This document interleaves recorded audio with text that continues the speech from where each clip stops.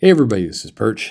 Thank you, by the way, for all the people who've listened to the show. We passed 32,000 subscribers and keep going strong. What's funny, and I just want to point this out, is every now and then, and it's usually about every 3 months or so, people take a big swing at this channel and this show. And when I say big swing, I mean one of the, slightly larger channels, yeah, usually smaller than mine, but slightly larger, does a live stream, and they live stream a recording of this show, which honestly I think is I never understand it. I mean, if you're wasting your time doing a live stream where you're commenting on this show, something's gone wrong in your life. Like what a horrible use of your time. Like this show sucks. I mean, I'm saying it. I'm the content creator, and I'm saying it. If you're doing a live stream where you're spending time talking about this show, I'm like, who cares? I don't care, and I'm the one who's talking. Like I can't even begin to wrap my head around that. But all I do is when every now and then people send me these shows, and I listen to them, and I always think, God, guys, the people who are commenting us just sound like a pussy. No, I mean I'm sorry for. Well, I'm not sorry actually. That's how you sound. You sound terrible. And like what's gone on in your life that's where you're going.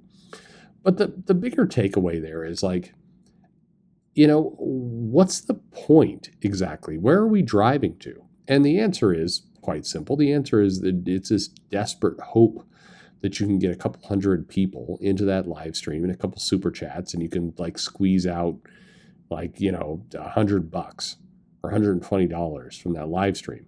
If you maybe you get a bunch of super chats because you've got those things turned on because you're a whore, and you get, I don't know, like a couple $100. And I mean, God, what a waste of time. 2 hours, you get a couple $100 from a YouTube live stream. Like, I mean, congratulations, you found a way to make something sadder than giving blowjobs on the street. Anyway, that, by the way, I understand I'm saying crazy things here, and there's lots of people who do live streams and shows, including my buddy Wes, who does shows, and he does super chats, and nothing wrong with that. I'm talking about the like, let's comment on another channel, like that stuff just seems ridiculous to me. But if that's what gets you off, if that's your business model, I mean, more power to you. I just think it's pathetic. But my opinion doesn't mean anything, and if that entertains people, cool. But comics in general, I mean, what I struggle with, and where I think that the world has gone sideways to some extent, is that if comic books at their core are entertainment projects, they're things that you read, they're things that hopefully transport you to another place, and they're things that allow you to escape the mundane aspects of your current world and enjoy something new. And if it's a serial comic, meaning an ongoing comic, then it allows you to tap back into this world where you can let your creativity kind of run rampant as you get more of this ongoing story. And in the classic vein of I'm just going to insult everyone, this is a responsibility that I think a lot of content creators, a lot of comic creators forget about.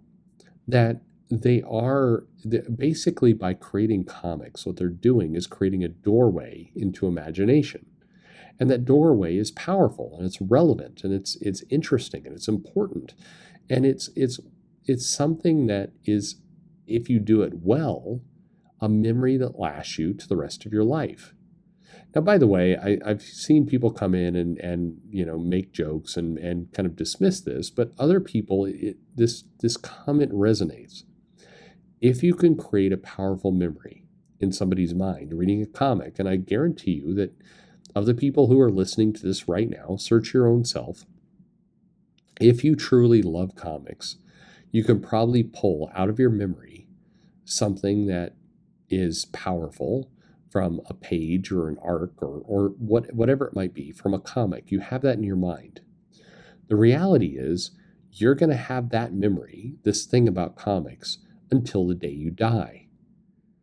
This is going to sit side by side with memories maybe of your child's first steps, the first kiss from your husband or wife. These are going to be powerful memories for you. This is the power comics have, and I wish more people would digest this. As we debate about what dumb shit this editor said, or what crazy thing this former comic writer or artist said, that's all fun and games. But 10 years from now, this drama, this nonsense, is going to be forgotten.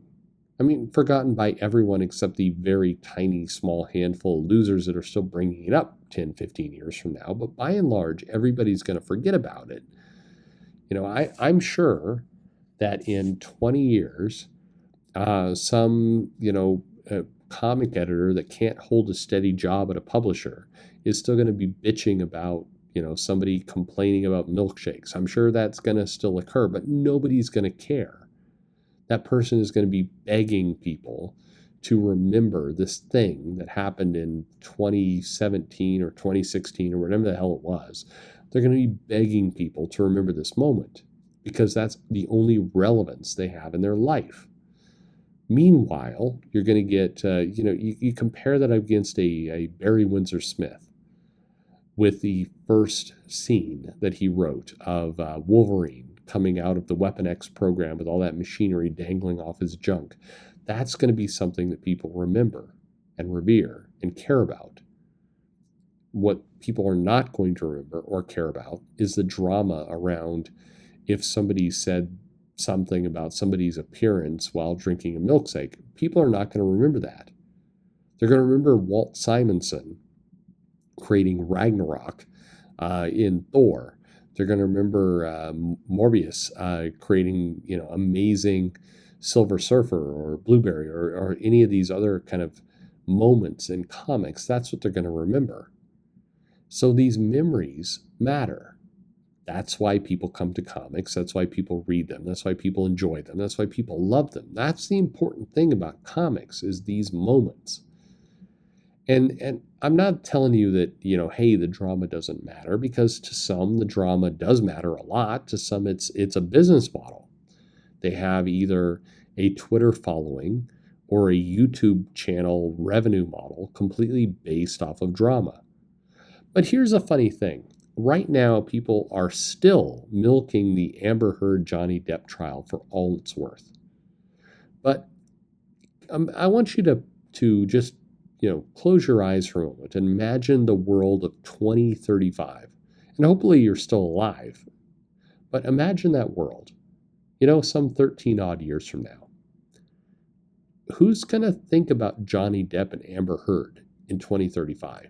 The answer is nobody. This is going to be gone. If you remember back, and I use this example a lot, and it helps because it was exactly 10 years ago, there was this thing called Kony, Kony, Kony. And there were these bumper stickers and other things for Kony 2012. Now, I defy you to tell me what the hell Kony was. Maybe you remember. You can throw it in the comments if you do. But this is a big deal. People were selling t-shirts, there's merchandise, and it was a very, desperate cause. And then fairly short time after, the person who was responsible for that apparently stripped down naked in San Diego and make an ass out of himself, and everybody forgot about this stupid cause because it was stupid. And now in 2022, nobody remembers this. It's gone. That's how a lot of this stuff will age.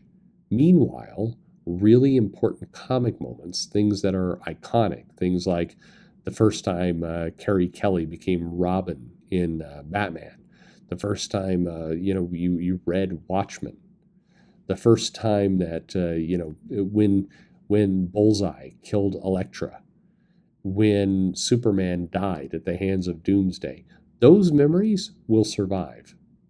So you have to ask yourself, in comics, are you shooting for those things? Are you shooting for memories?